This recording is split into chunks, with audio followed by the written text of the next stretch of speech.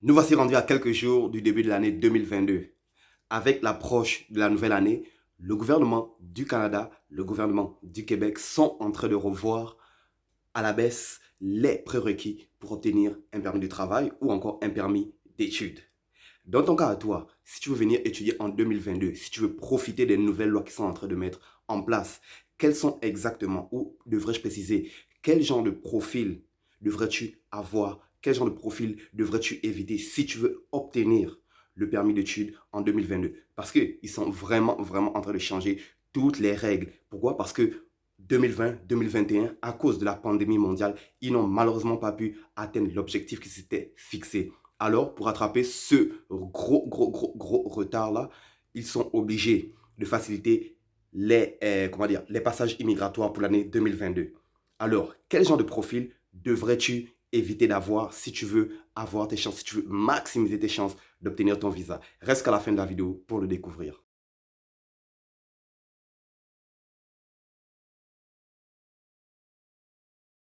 Hello! Bon retour avec un nouveau vidéo. C'est ton gars Terence, l'Afro Investisseur, avec un nouveau vidéo pour la communauté afro. Si vous êtes nouveau sur la chaîne, bienvenue à vous. Il y a tellement de contenu. Vous allez trouver tout ce qui vous plaît sur le Canada, sur les investissements. Allez juste dans la chaîne. Abonnez-vous pendant que vous y êtes. Activez la cloche de notification pour être avisé pour que je vous retrouve dans les prochaines vidéos. Et quant à ceux qui sont déjà habitués, bon retour à vous. Je ne vais pas plus tarder le sujet de cette vidéo. On ne va pas l'étirer, on va directement y plonger.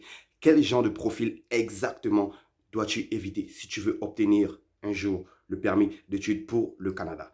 Les voici. Le premier profil qui va se faire recaler, c'est tout simplement parce que tu es incapable de prouver des liens de parenté avec une famille restée dans ton pays d'origine.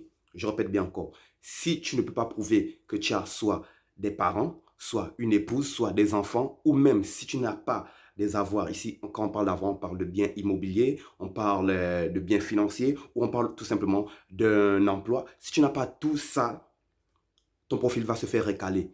Eux, c'est une insécurité pour eux. Pourquoi? Parce que si tu n'as pas de point d'attache dans ton pays, ça prouve clairement qu'à la fin de ton permis d'études, que ce soit pour 1 an ou encore 2 ans, tu risques de vouloir t'établir ici. Parce que dès le départ, tu n'avais pas de point d'attache. Alors que dans le cas d'une personne qui non seulement réussit à prouver qu'elle a des liens de parenté avec quelqu'un au pays, ou en plus de ça, qu'elle est mariée, admettons, elle est mariée, elle a des enfants, cette personne-là, à un moment donné ou à un autre, c'est sûr qu'elle va repartir au pays. Pourquoi? Parce que sa femme est là-bas, ses enfants sont là-bas, tu comprends?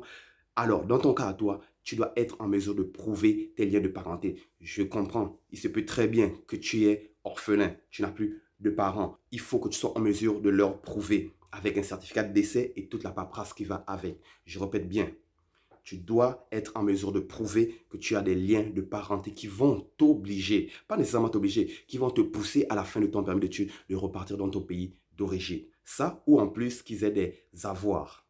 Le deuxième profil qui va se faire recaler, c'est tout simplement le profil d'une personne qui n'a pas de perspective, qui n'a pas de preuve d'emploi dans son pays d'origine. Ça, c'est le deuxième profil qui va se faire recaler. Écoute, quand ils vont te demander, oui, tu viens étudier pour, admettons, comptabilité, tu viens étudier pour docteur, tu viens étudier pour mécanique auto et tout ça, ou mécanique aérien et tout ça, tu dois être en mesure de leur prouver que oui, à la fin de ton permis d'études, que ce soit pour une durée de 1 an, 2 ans, 3 ans, parce que bien des cas, bien des programmes ici, ça va être minimum 1 an, je précise bien, tu dois être en mesure de leur prouver que oui, à la fin de ton permis d'études, tu as déjà un employeur qui va être prêt à t'embaucher dans ton pays d'origine. Il y a bien des personnes à travers la chaîne, à travers d'autres chaînes, à travers les forums, qui ont déjà des preuves de leur emploi pour le futur.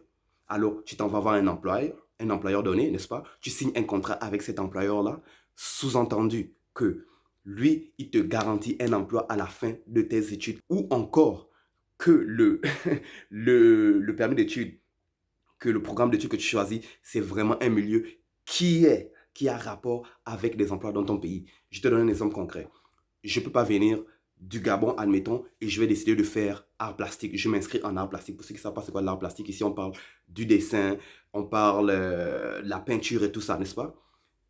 Oui, je vais demander le permis pour venir étudier en art plastique parce qu'au Canada, il y a vraiment des grandes écoles de renommée internationale dans le domaine de l'art, n'est-ce pas?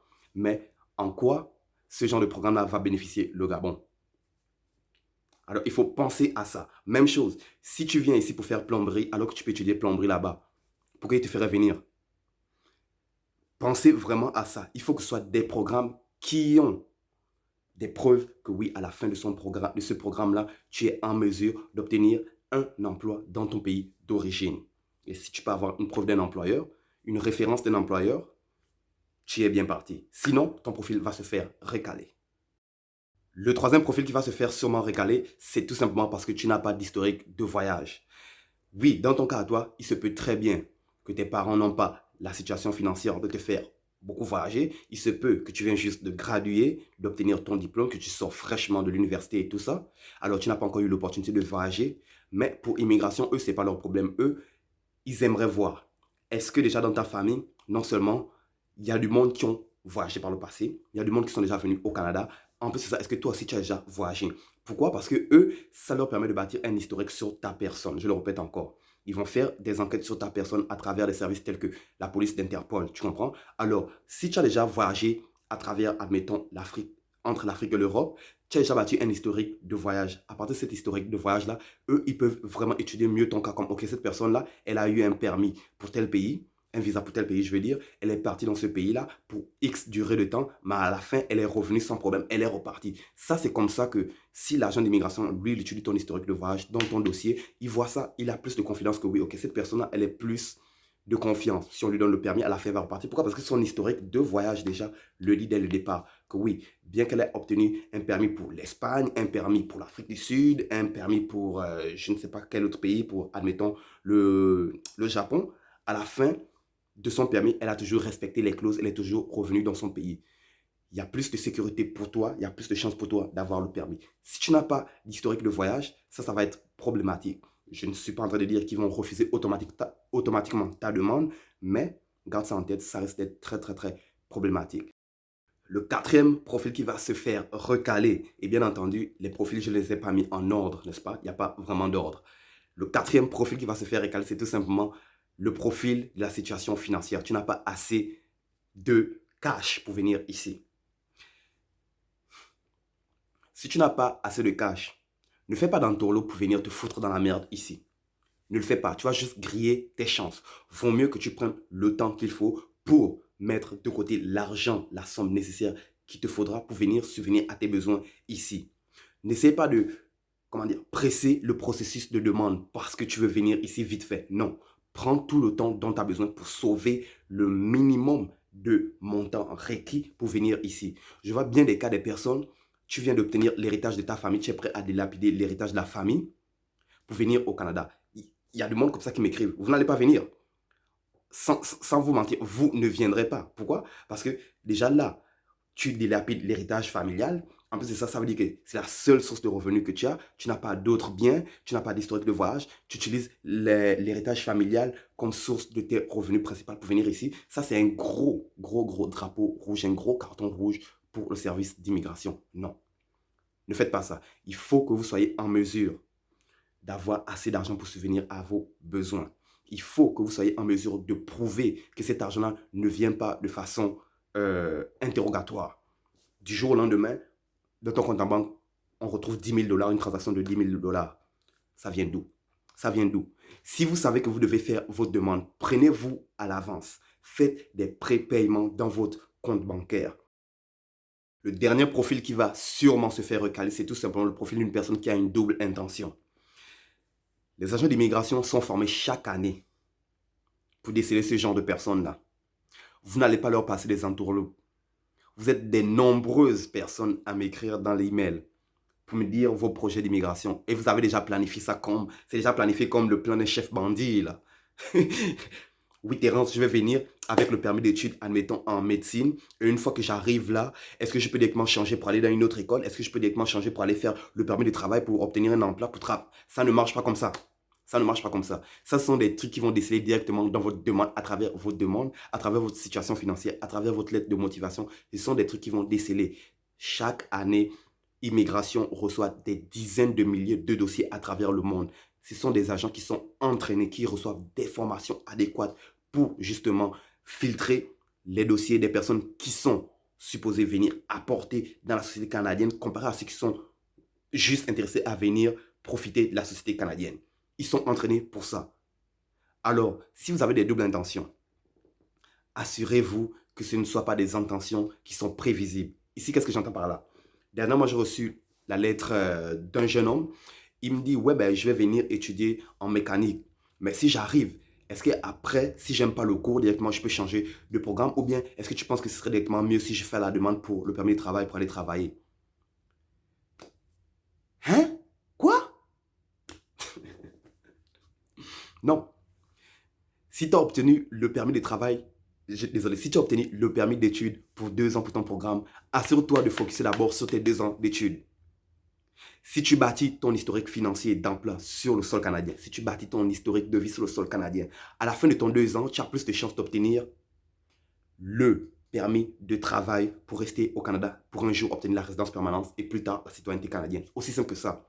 Si tu viens déjà dès le départ avec cette idée-là en tête que ouais, tu vas magouiller pour essayer de rester, ça ne marche pas. Parce que de toute façon, pour obtenir le permis de travail, même si que tu es rendu ici, si tu es venu ici avec le permis de travail après, désolé, si tu es venu ici avec le permis d'études et après 1 mois, tu décides de demander le permis de travail, ça ne marchera pas. Ils vont te refuser et les chances qu'après ça, ils t'envoient une lettre pour t'expulser sont vraiment, vraiment, vraiment hautes. Ne faites pas ça. Vos doubles intentions, oubliez ça. Oubliez ça. Mais en fin de soirée, je peux t'énumérer autant de profils qui vont se faire recaler. Dans cette vidéo, je t'en ai juste donné 5, mais en fin de soirée, tout ça revient aux mains, au choix de l'agent d'immigration qui étudie ton dossier. Oui, on vit tous sur le même ciel, mais comme je le redis encore, il se peut que l'agent d'immigration s'est levé du mauvais pied, il se peut que l'agent d'immigration soit une personne raciste, il se peut que l'agent d'immigration ait décidé que ton profil, pour aucune raison, ne respectait pas les conditions pour venir au Canada. Il se peut que tout ça englobe la décision de l'agent d'immigration de refuser ton dossier. Fait que oui, les 5 profils que je t'ai donnés sont 5 profils communs qui vont beaucoup se faire recaler parce que vous êtes tellement nombreux avec ce genre de profils-là, tellement nombreux. Et ici, je m'adresse bien à la communauté afro. Je ne reçois pas beaucoup de demandes des autres communautés. Je parle bien ici de la communauté afro. Vous êtes tellement nombreux avec ce genre de profils-là, les 5 profils-là. S'il te plaît, regarde cette vidéo-là jusqu'à la fin. Si tu t'es rendu jusqu'ici, assure-toi de rectifier le tir dans les 5 profils que je viens d'énumérer pour avoir des chances d'immigrer. Parce que écoute, même si après tu m'écris et que tu t'es déjà fait recaler, il n'y a rien que je puisse faire. Il n'y a rien qu'un avocat d'immigration va faire pour une personne qui est à l'extérieur du pays. Là. Tu comprends? Il n'y a rien, il n'y a rien. Assure-toi dès le départ, que tu mets tous ces 5 profils-là loin de toi, que tu sois du bon côté. Bref, nous voici rendus à la fin de la vidéo. J'espère que tu as appris quelque chose de nouveau sur le permis d'études, que tu as découvert quel genre de profil tu dois éviter si tu veux obtenir des chances de venir ici en 2022. Je le répète, ils sont en train de changer les lois au complet. Vous inquiétez pas, 2022, on va tellement vous apporter des contenus à ce sujet-là. Mais pour être informé à ce propos, vous savez ce qu'il vous reste à faire. Abonne-toi à la chaîne, clique sur le bouton j'aime, mais en plus c'est ça, clique sur le bouton je m'abonne pour être notifié aussitôt que je mets la prochaine vidéo. N'oublie pas d'activer la cloche de notification parce que ça c'est très important. Aide-moi à faire grandir la chaîne, aide le mouvement de l'Afro-Investisseur s'il te plaît. Merci énormément d'avoir fait un arrêt sur la chaîne. Je te retrouve dans la prochaine vidéo, toujours avec plus de contenu. À la prochaine.